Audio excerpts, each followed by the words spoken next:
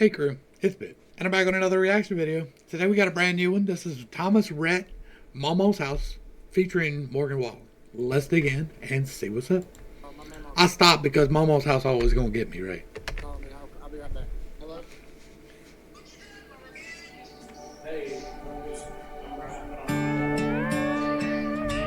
That's some pretty sceneries.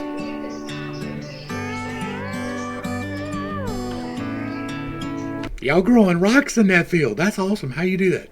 Is there seeds you can plant? I'm joking, y'all. I know that. It was always hotter than the grease. She used to fry that chicken. Smelled like Marlboro Reds and all the butter from her biscuits. Come on. That Lincoln in the driveway circa 1980.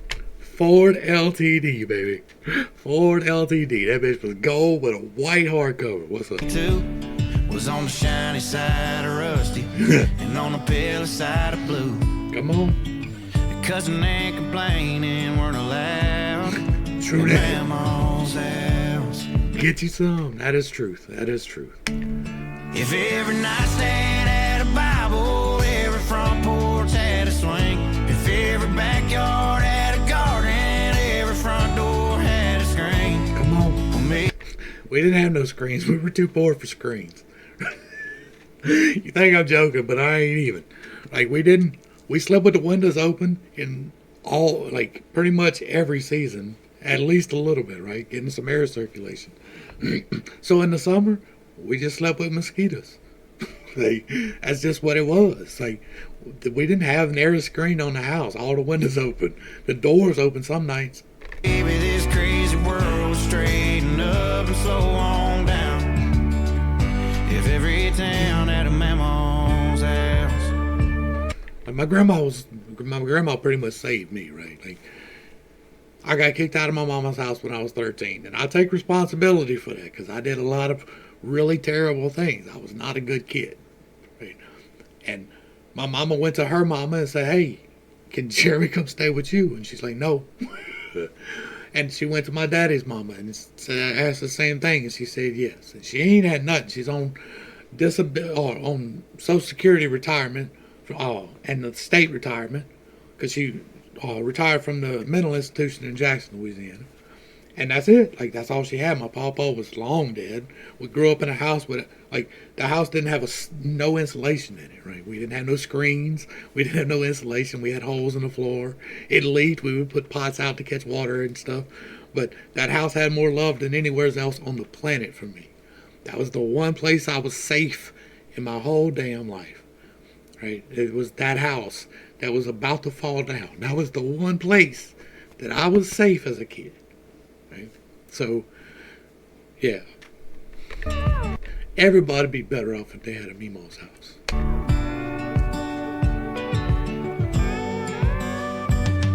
She'd ask if I was hungry every 30 seconds. And say things like hellfire, tarnation, and I reckon it's where I spend my summers. She put me to work. We had a wash machine, no dryer. For real, though, I didn't see it. Shelling peas and shucking corn until my fingers hurt. Hey, you know you're broke folk, right? You know you're broke folk if you can recognize who come to the house by the way the house shakes. No telling who I'd have been without MEMAW'S house. If every nightstand had a Bible, every front porch had a swing. If every backyard had a garden, every front door had a screen. Yeah, maybe this crazy world would straighten up and slow on down. If every town had a MEMAW'S house. It's absolutely a beautiful song. I'm loving it. Right? Just remembering sitting on the swing in that house, right? Like, we spent a lot of time on that front porch. Like, a lot of time talking about a lot of things on that front porch. Yeah, and if they did when I punch the clock tonight, I know right where I'd be. I'd walk in and get a big old hug and a bigger glass of tea. If every nightstand had a Bible, every front porch had a swing. If every backyard had a garden, every front door had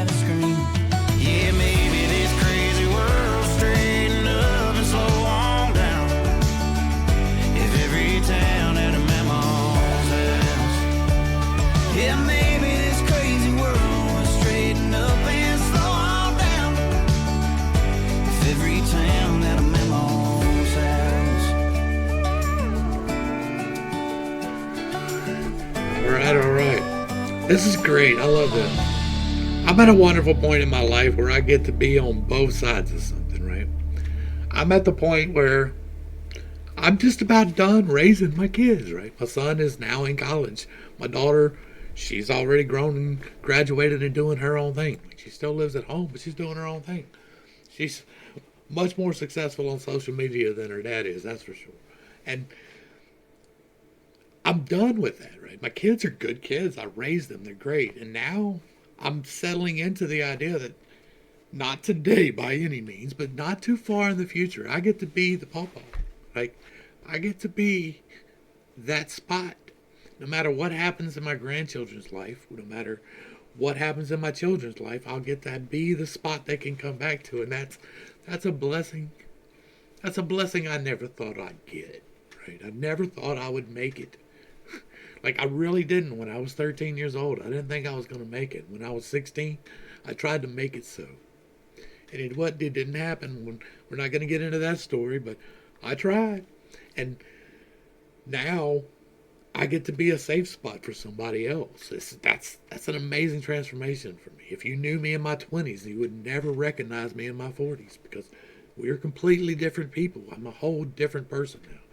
I get to be what I needed someday, and that's an awesome thing to me. I'm so very grateful that I had my grandma's house. My dad was in prison. He wasn't an option. If she would have said no, I'd have been in social services, and God knows where I would be if that would have happened. If I would have went to the social workers and been in a foster care, there's no telling what I would have turned out as. It really isn't. And so, like, I was bad enough as I was. Like, to turn out any worse than I did, that would have been a force to be reckoned with, I promise you. And I'm so very thankful for my grandma. Like, she taught me a lot of things that are stuck with me today. She gave me the foundation in the Bible. There wasn't nobody else in my family that read the Bible. Like, I remember being a kid, and my grandma had taken me to church and asking my mama to take me to church. And she wasn't about that. Like, she was still doing her thing. She was a kid, too. Like, she had me when she was 17. She got married at 15. Like, that was something that happened back then. And so she was a kid, raising a kid. My dad was a kid with no sense of responsibility whatsoever. And so, like, it went in bad directions. And it didn't have to, but it did. And thankfully, Grandma was there. My grand. She was the rock. She was the one praying for me when there wasn't nobody else praying. She was praying for my dad and my mom, even though they were divorced. She modeled the example for me to follow years later. Now, my mama's good with God now. That's a whole transformation that she had. And she helped bring my wife into the church, and that brought me back into the church. And we've had a whole evolution since then. But my grandma's the foundation that I go back to. Her house, her place is the happiness and the memories for me. That's the one place. Right? I remember a lot of the other places, and none of them worth remembering. Right? I didn't feel safe anywhere else. That was it. Just one little ramshackle house with no insulation and holes in the roof, where you might fall through the floor. And it got to the point where we couldn't even use the chimney and the fireplace, because if the chimney got too hot, then the termite eaten wall would probably catch on fire. So we couldn't even do that. And it was still better than a lot of places we wound up. So I love this, right? I love to be able to talk about issues and share with y'all things to help you understand that you're not alone in things, right? Most people had a decent life. Like, when my parents divorced, that was the oddity. Nowadays, it's the norm. But back when I was a kid, it was odd for your parents to be divorced. It was odd for there to be split custody. It was odd for all of these things. And so, hopefully, we can set a better example going forward. I get to be the Pawpaw's house, right? It's going to be Pawpaw's house. And hopefully for you, you get to be that grandparent too. Hopefully for you, you get to be that safe space for somebody else, because that's what we need. We need as many safe spaces as we can get. God knows every child is safe in my house. And that's where we're going to wrap it up. Thomas, Rhett, Morgan Wall, thank you for this. It was great music. It's greatly appreciated. It brought a little bit of happiness to my eyes, and that's awesome. To the crew, thanks for hanging out. I appreciate every single minute that you are here with me, and I am praying for you every single day. Until next time, I love you. You're perfect, whole, and complete just the way that you are. And this has been Pitt State. Peace.